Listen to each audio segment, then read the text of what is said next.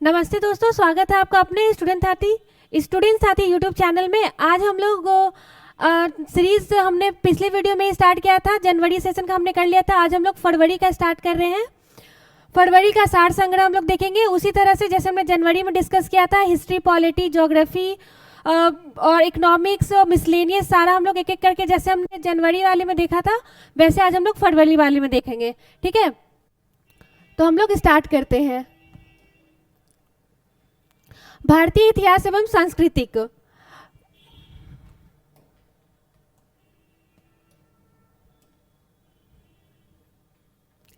पंच सिद्धांतिका किसके 5 सिद्धांतों से संबंधित है?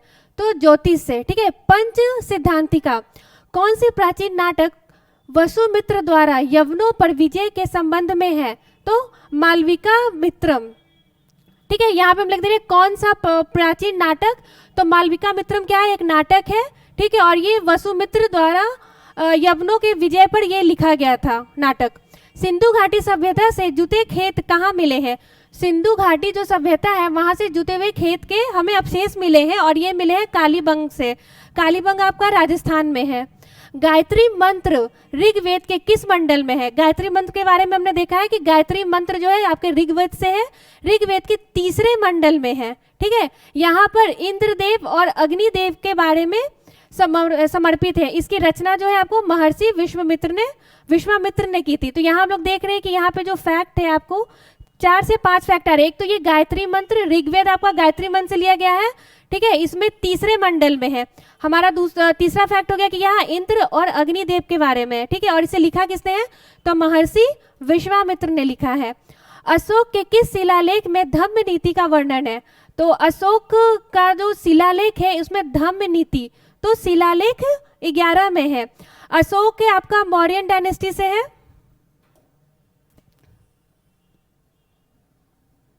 और मौर्यन डायनेस्टी के संस्थापक कौन है? तो चंद्रगुप्त मौर्य। नावी वर्ष की किस देश का ऐतिहासिक नाम है? ठीक है, नावी वर्ष किस देश का ऐतिहासिक नाम है? तो आपका भारत का नाम है।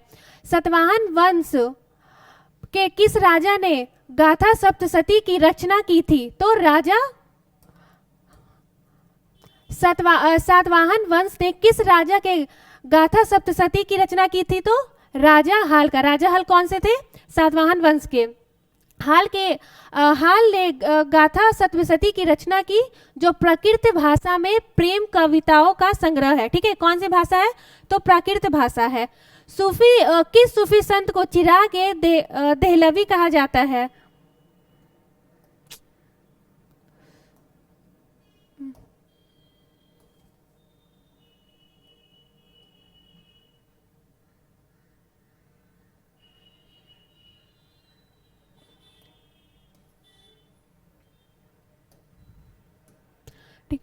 किस सूफी संत के चिराग देहलवी कहा जाता है? तो शेख नसरुद्दीन मोहम्मद को।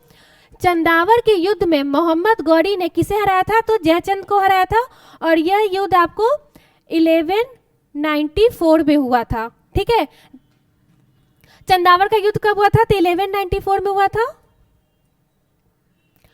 मुल्क ए खादिम के नाम से कौन सा राज्य जाना जाता है? तो मराठा साम्राज्य।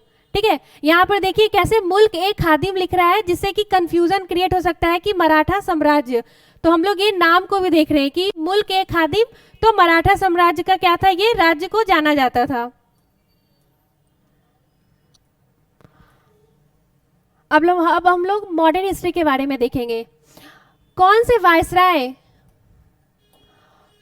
वायसराय ओविन मेरेडिथ के उपनाम से कविताएं लिखता था?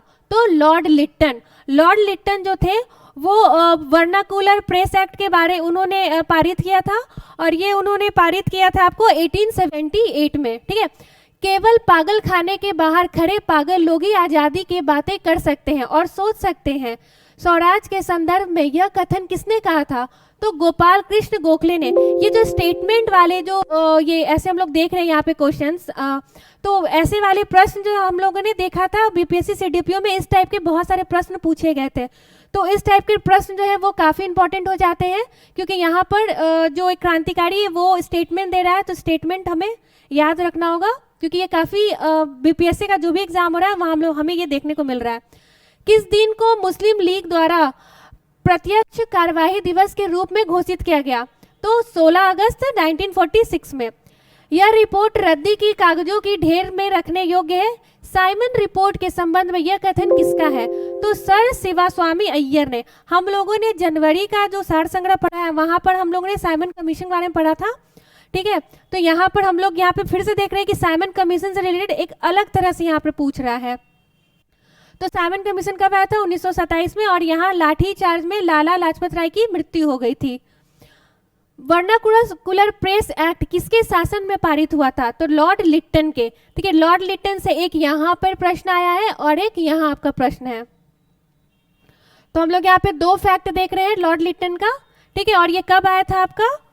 तो ये आया था आपका 1878 में, ठीक है। मुझ पर किया गया लाठी एक एक प्रहार ब्रिटिश साम्राज्य के कफन में कील बनेगा, ऐसा किसने कहा था? तो लाला लाजपत राय ने, ठीक है। हम लोग देख रहे हैं कि रिपीट कैसे, साइमन कमीशन से एक यहाँ और ये एक 2, तो साइमन कमीशन से कैसे 2-2 को प्रश्न जो है आपको डायरेक्ट देखने को मिल रहे हैं यहाँ पे।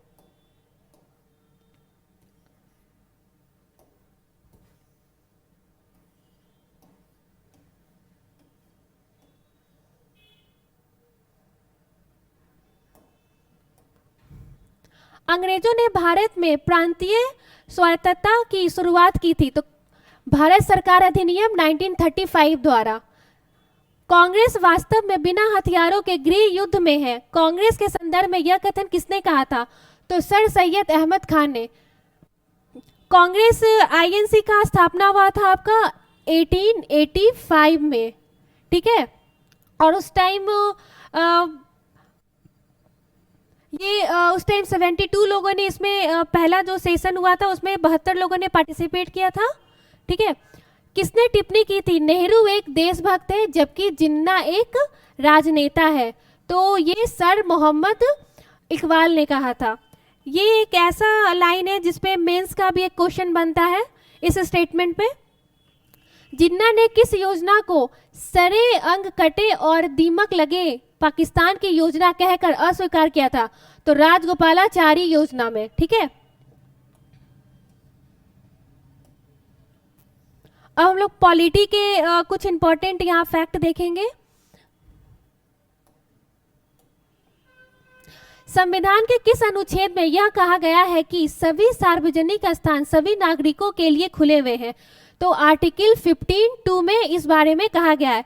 हमारा जो फंडामेंटल राइट है वो पार्ट 3 में दिया गया है, ठीक है। उसमें टोटल ये फंडामेंटल राइट जो है आपका, उसमें आर्टिकल 12 से लेकर 35 तक की उसमें डिस्क्राइब किया गया है, ठीक है।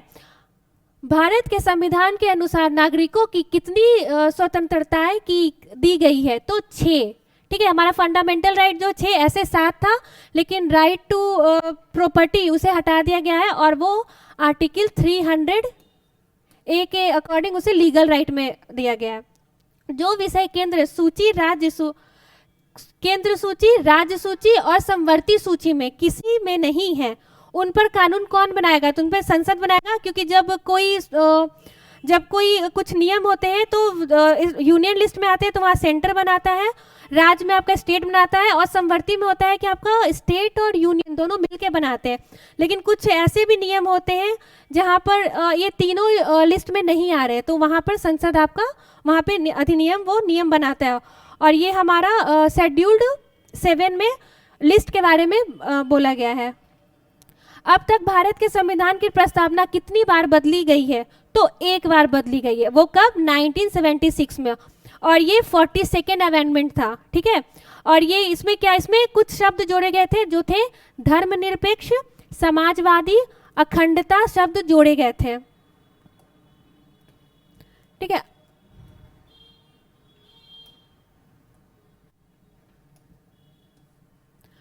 कौन कौन से शब्द जोड़े गए थे? तो धर्मनिरपेक्ष, समाजवादी, अखंडता शब्द जोड़े गए थे 42nd अमेंडमेंट के अकॉर्डिंग। और हमारा जो संविधान है उसमें 1 बार अभी तक में अमेंडमेंट हो चुका है। और हम लोग सीक्वेंस में देखें तो सोवरेन, सोशलिस्ट, सेकुलर और डेमोक्रेटिक रिपब्लिक, ये हमारा प्रियम्बल है। भारत में कितने प्रकार के आपातकाल होते हैं? तो 3 प्रकार के आपातकाल है। एक राष्ट्रीय आपातकाल है, प्रादेशिक आपातकाल है और वित्तीय आपातकाल है। ठीक है, 3 तरह के आपातकाल है आपका। और जो स्टेट में आपातकाल लगता है वो 356 आर्टिकल के अकॉर्डिंग। ठीक है, भारत में गार्जियन ऑफ पब्लिक पर्स किसे कहा गया है? Guardian of public purse. ठीक है, तो नियंत्रक एवं महालेखा परीक्षक को गार्जियन ऑफ पब्लिक पर्स कहा गया है। पंचायती राज संस्थानों में सुधार के लिए अशोक मेहता समिति कब बनाई गई थी? तो 1917 में। और पंचायती राज सबसे पहले लागू किया गया था नागौर जिले में। नागौर जिला कहाँ है आपको? राजस्थान में।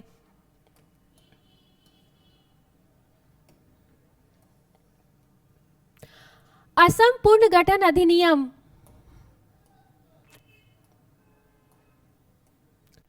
असम पुनर्गठन अधिनियम 1969 द्वारा किस राज्य का जन्म हुआ था? तो मेघालय का। भारत के संप्रभु लोकतांत्रिक गणराज्य के कितने दिन बाद सर्वोच्च न्यायालय अस्तित्व में आया था? तो 2 दिन बाद। भारतीय सर्वोच्च न्यायालय की स्थापना 28 जनवरी 1950 को हुई थी।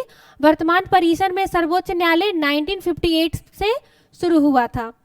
किसी भी नागरिक के साथ केवल धर्म, जाति, लिंग, वंश, जन्म स्थान, निवास या उनमें से किसी आधार पर राज्य के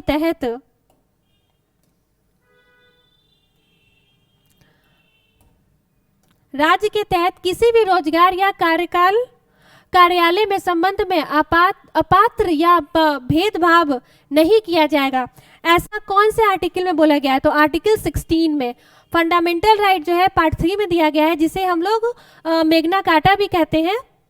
वहां पर हमारे सारे फंडामेंटल राइट्स के बारे में बताया गया है। अब हम लोग देखेंगे भारत एवं विश्व का भूगोल। जब आप लोग ये सेक्शन पढ़ोगे तो आप लोग मैप के साथ पढ़ना, जिससे क्या होगा कि आपका मैप आपके माइंड में सेट हो जाएगा। और हम लोग जो भी स्टेट है कौन किसके साथ बॉर्डर शेयर कर रहा है और इंटरनेशनल और नेशनल बाउंड्री जो भी बना रहे हैं, तो हमें वो याद हो जाएगा, जिससे कि एग्जाम में हमेशा ऐसे प्रश्न देखे गए हैं मैप से रिलेटेड। तो जब आप मैप के साथ पढ़ोगे तो आप चीज़ें नहीं भूलोगे। उत्तर भारत के विशाल मैदान, गंगा के मैदान और दक्कन पठार के बीच किस पर्वत श्रृंखला द्वारा विभाजन किया जाता है? तो विंध्य। ठीक है, विंध्य पर्वत। भारत के कितने राज्यों की सीमा भूटान से लगती है? देखिए, ये डायरेक्ट मैप से क्वेश्चन है। जब आप मैप देखोगे बार बार तो ऐसे प्रश्न इजीली आप एग्जाम में सॉल्व कर पाओगे। तो कौन कौन से हैं? तो आसाम, अरुणाचल प्रदेश, पश्चिम बंगाल और सिक्किम की सीमा जो है वो भूटान के साथ वो शेयर करती है। ठीक है, आप लोग मुझे ये बताओगे कि बांग्लादेश के साथ भारत के कितने स्टेट है जो बाउंड्री शेयर करते हैं, और कौन सा ऐसा स्टेट है जो 3 साइड से उस स्टेट को घेरता है? एशिया के पहले जल विद्युत ऊर्जा स्टेशन शिवना समुद्र की स्थापना कब की गई थी? तो 1902 में। पाक जलडमरू कहाँ पर स्थित है? तो पाक जलडमरू भारत के तमिलनाडु राज्य और श्रीलंका के मन्नार के बीच स्थित है। यह क्षेत्र में प्रसिद्ध राम सेतु भी स्थित है। अगुलहास महासागरीय धारा संबंधित है तो हिंद महासागर से। ये पॉइंट हम लोग जनवरी में वाले सेक्शन में भी हमने देखा था। तो देखिए कैसे फैक्ट जो है वो रिपीट हो रहे हैं। कुछ फैक्ट्स ऐसे होते हैं जो डायरेक्ट आप देखने को मिलेगा। तो हमारे सेशन के साथ आप जुड़े रहिए और आप बिल्कुल यहाँ से रिवाइज कीजिए। कुचिकल झरना किस राज्य में स्थित है? तो ये कर्नाटक राज्य में है और ये भारत का सबसे ऊंचा झरना है। ठीक है, और इसकी ऊंचाई कितनी है? तो 1493 है और ये कर्नाटक में है। ठीक है, तो प्रश्न ऐसे ही बन सकते हैं कि भारत का सबसे ऊंचा झरना कौन सा है? तो कुचिकल झरना है। बाबा बुदान की पहाड़ियाँ किस राज्य में स्थित है? तो ये आपको कर्नाटक में स्थित है। ठीक है, किस पर्वत को five treasure of great snow कहा जाता है? तो कंचनजंगा को कहा जाता है। कंचनजंगा विश्व का तीसरा सबसे ऊंचा पर्वत है। इसकी ऊंचाई 8586 मीटर है और यह पर्वत नेपाल और सिक्किम के बीच स्थित है। कैसे, यहाँ से 3-4 फैक्ट हम लोग देख सकते हैं कि प्रश्न ऐसे भी पूछे जा सकते हैं कि नेपाल और सिक्किम के बीच स्थित है कौन से, तो ऑप्शन आपको दे देगा कि फाइबर ट्रेजर ऑफ ग्रेट सो। तो इस तरह से भी जब हम लोग फैक्ट पढ़ते हैं तो बिल्कुल पॉइंट करके पढ़ते हैं, पॉइंट आउट यहाँ करना पड़ता है। समान चुंबकीय झुकाव वाले स्थानों को मिलाने वाली रेखा क्या कहलाती है, तो आइसोगोनल। रेलेन जलधारा किस महासागर की जलधारा है, तो अटलांटिक महासागर का, ठीक है। तो रेनेल क्या है, एक जलधारा है, ठीक है, करंट है जो अटलांटिक महासागर में आप देख सकते हो वहां पे।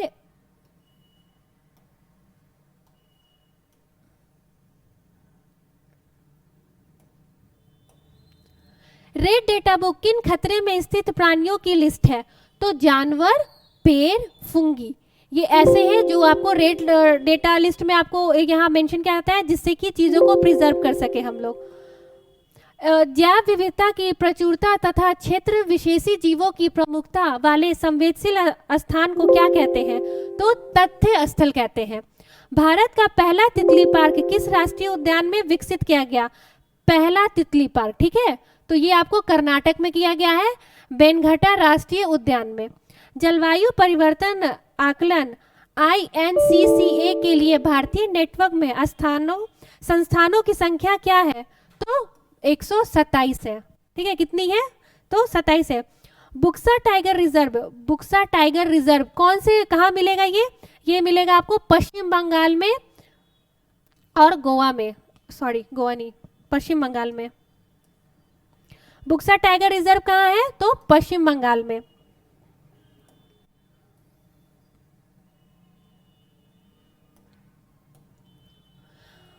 मोलेलम राष्ट्रीय उद्यान कहाँ है, तो गोवा में है। यूट्रिफिकेशन ऑक्सीजन की कमी और पानी की गुणवत्ता मछली और अन्य पशु आबादी में गंभीर कमी के कारण होता है जो अंततः विशेष पारिस्थितिक तंत्र को नष्ट कर देती है। इसका क्या कारण है, तो इसका कारण है रासायनिक पोषक तत्वों और नाइट्रोजन या फास्फोरस युक्त यौगिक में वृद्धि।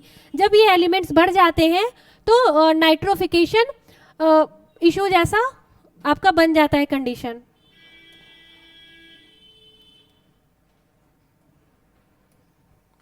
अब हम लोग इकोनॉमिक्स के देखेंगे सेक्शन में कि भारतीय अर्थव्यवस्था में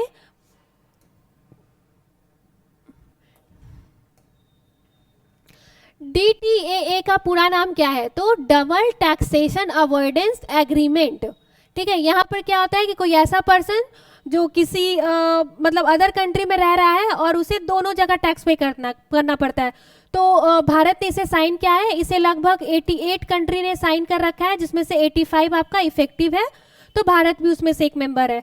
तो इससे क्या होता है कि डबल टैक्स से उन्हें रिलीफ मिल जाता है, उन्हें एक ही इनकम पे दो बार टैक्स नहीं देना पड़ता।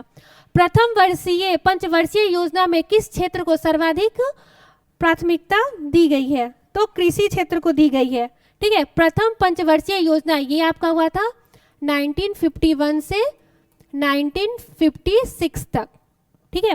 भारतीय पंचवर्षीय योजना का आर्किटेक्ट किसे कहा जाता है, तो PC महालोविस को, ठीक है। प्रश्न ऐसे भी देखे गए हैं बहुत सारे एग्जाम में कि कौन सा पंचवर्षीय योजना है जिसे PC महालोविस ने द्वारा है उनका बनाया गया है, तो वैसे भी प्रश्न आते हैं।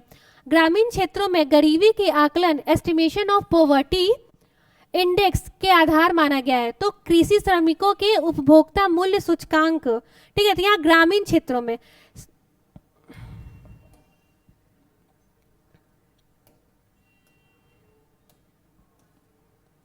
ठीक है, शहरी क्षेत्रों में गरीबी के आकलन हेतु किस सूचकांक को आधार माना गया है, औद्योगिक श्रमिकों के उपभोक्ता मूल्य सूचकांक। तो यहाँ आप देखिए कि यहाँ पूछ रहा है शहरी क्षेत्र और यहाँ पूछ रहा है आपको ग्रामीण क्षेत्र।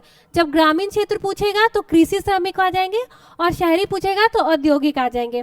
भारत के ग्रामीण क्षेत्रों में पाई जाने वाली बेरोजगारी का मुख्य स्वरूप क्या है, तो प्रच्छन्न है, ठीक है। मुख्य क्या है, तो प्रच्छन्न। राष्ट्रीय ग्रामीण रोजगार गारंटी योजना नरेगा कब शुरू हुआ था, तो 2 फरवरी 2006 में शुरू हुआ था। योजना अवकाश प्लानिंग हॉलीडे किस अवधि को माना जाता है? तो 1966 से 1969 तक के अवधि को। और प्लानिंग हॉलीडे का रीज़न क्या था? क्योंकि इस टाइम क्या हुआ था कि इंडिया पाकिस्तान का वॉर हुआ था 1965 में, और रिसोर्सेज की कमी हो गई थी, साथ में प्राइस लेवल भी बढ़ गया था, जिसके कारण गवर्नमेंट को प्लान हॉलीडे लाना पड़ा था। बोकारो इस्पात संयंत्र की स्थापना किस योजना के दौरान की गई थी? तो थर्ड 5 ईयर प्लान के अकॉर्डिंग। और थर्ड 5 ईयर प्लान कब से कब तक था? तो 1961 से 1966 तक। तो यहाँ हम लोग इजीली याद रख सकते हैं कि 1961 से 1966 तक थर्ड 5 ईयर प्लान था, ठीक है। और उसके बाद आया था प्लान हॉलीडे, और प्लान हॉलीडे कब से कब तक था? तो 1966 से 69 तक। पर्यावरण संरक्षण, बाढ़ नियंत्रण, उर्वरक और डीजल में सब्सिडी के उद्देश्य के लिए योग्यता माल के रूप में वर्गीकृत किया जाता है। तो केवल पर्यावरण संरक्षण और बाढ़ नियंत्रण को, ठीक है।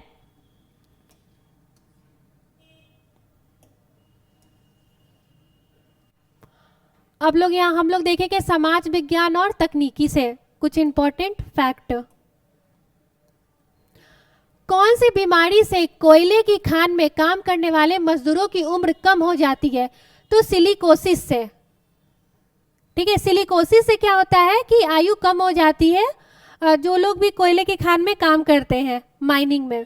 प्रकाश स्तंभ में अत्यधिक तेज प्रकाश किस प्रयोजन से होता है? तो समुद्र में विभिन्न दिशाओं से आ रहे जहाज का मार्गदर्शन करना और उन्हें चेतावनी देना।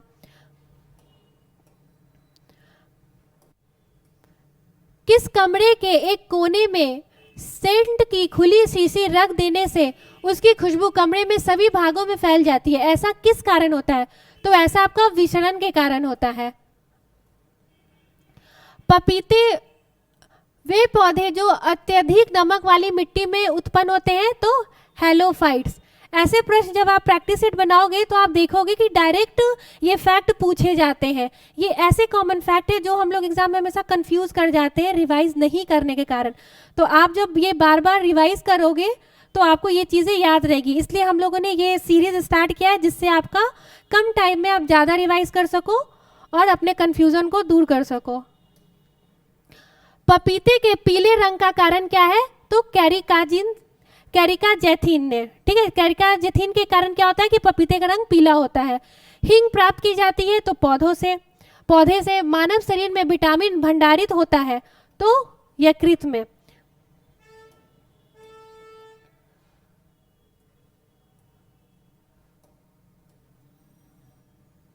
डार्विन द्वारा प्रकृति के चयनवाद के प्रतिपादन में किसका प्रभाव सबसे अधिक था?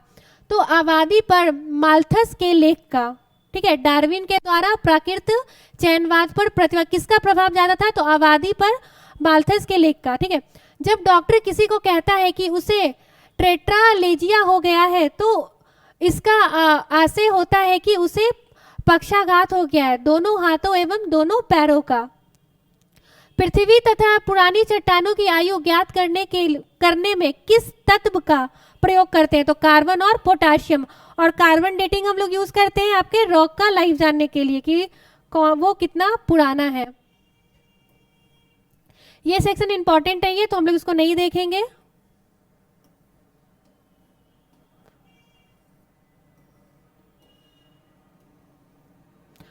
अब हम लोग खेल कूद से देखते हैं कि यहाँ से भी प्रश्न जो है बीपीएससी, दरोगा, सीजीएल, जितने भी स्टेट लेवल के एग्जाम है, कुछ कभी कभी हम लोग यूपीएससी में देख लेते हैं कि ऐसे फैक्ट दे देते हैं तो जिन्हें हम लोग सोच भी नहीं सकते, ऐसे फैक्ट हम लोग देखते हैं।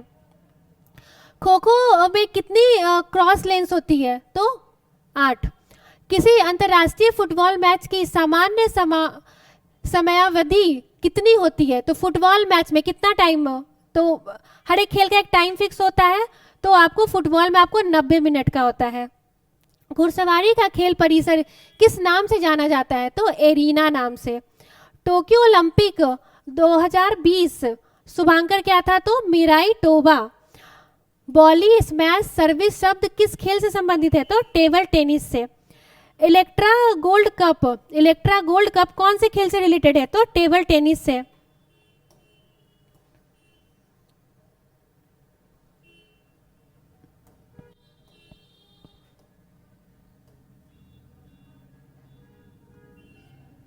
Sultan Azlan Shah cup hockey से रिलेटेड है।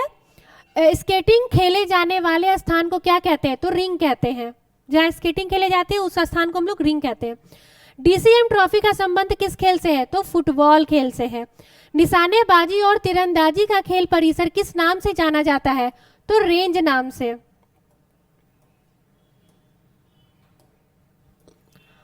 हम लोग ये सेक्शन कृषि भी देखेंगे कि यहाँ से भी कुछ कुछ ऐसे फैक्ट आ जाते हैं जो हमारे करंट अफेयर में हमेशा रहता है, वहाँ से भी निकाल के देते हैं, और कुछ तो फिक्स भी रहते हैं कि आप उन्हें याद कर लो तो एग्जाम में आपको दिखेंगे।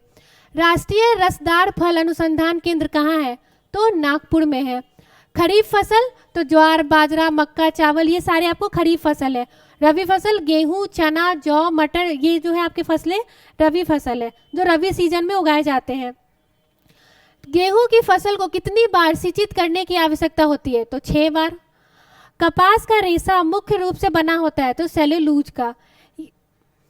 निषेचन के बिना फल के विकास को कहते हैं? तो कार्प।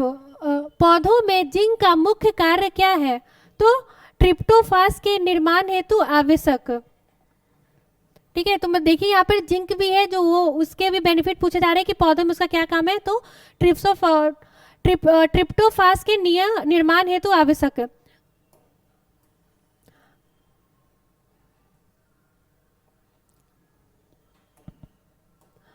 विंड मैनेजर खरपतवार अनुसंधान निदेशालय, ये कहाँ है? जबलपुर में है, और ये एक मोबाइल ऐप है। किसे मानव उत्पादक धान्य धन मैन मेड सीरियल कहा जाता है? तो ट्रिटिकेल्स को कहा जाता है।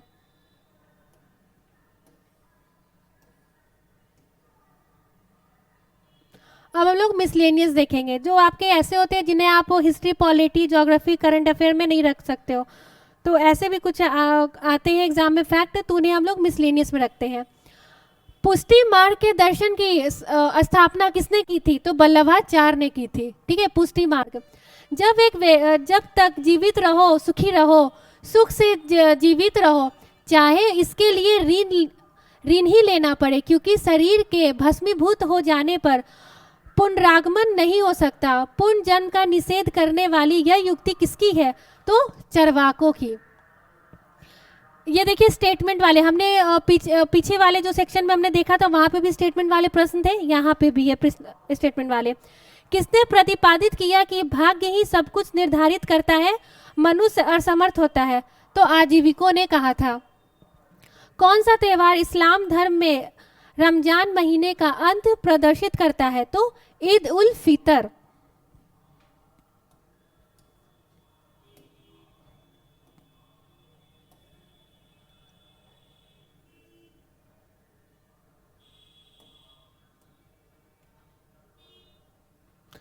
ईसा मसीह के पुनः जीवित होने के स्मृति में मनाया जाने वाला त्यौहार है?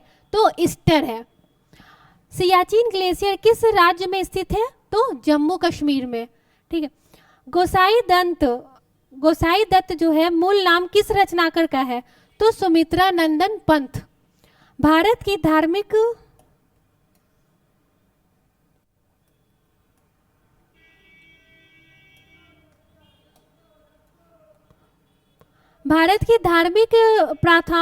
प्रथाओं के संदर्भ में स्थान कवासी संप्रदाय का संबंध किससे है? तो जैन मत से है। ईद उल जुहा किसकी याद में मनाया जाता है? तो हजरत इब्राहिम की याद में ईद उल जुहा मनाया जाता है। माँ का दूध नवजात को लगभग संपूर्ण आहार देता है, लेकिन इसमें एक एलिमेंट जो होता है वो उसमें प्रेजेंट नहीं होता, वो है आपको लौह। आयरन जो है वो उसमें नहीं पाया जाता। तो हम लोगों ने यहाँ देखा इंपॉर्टेंट पॉइंट जो लगभग 130 पॉइंट है आपका। ये सारे पॉइंट को आप रिवाइज करो, बार बार देखो, जिससे कि आपके फैक्ट्स हमेशा आपको याद रहेंगे, आप कंफ्यूज नहीं होगे, भूलोगे नहीं। और ये जितने भी हम लोग यहाँ पॉइंट डिस्कस करें ये आपके एग्जाम में आ चुके हैं या आने वाले हैं, ठीक है। हम लोग इस तरह एक एक करके हर एक मंथ का सार संग्रह डिस्कस करेंगे। Thank you.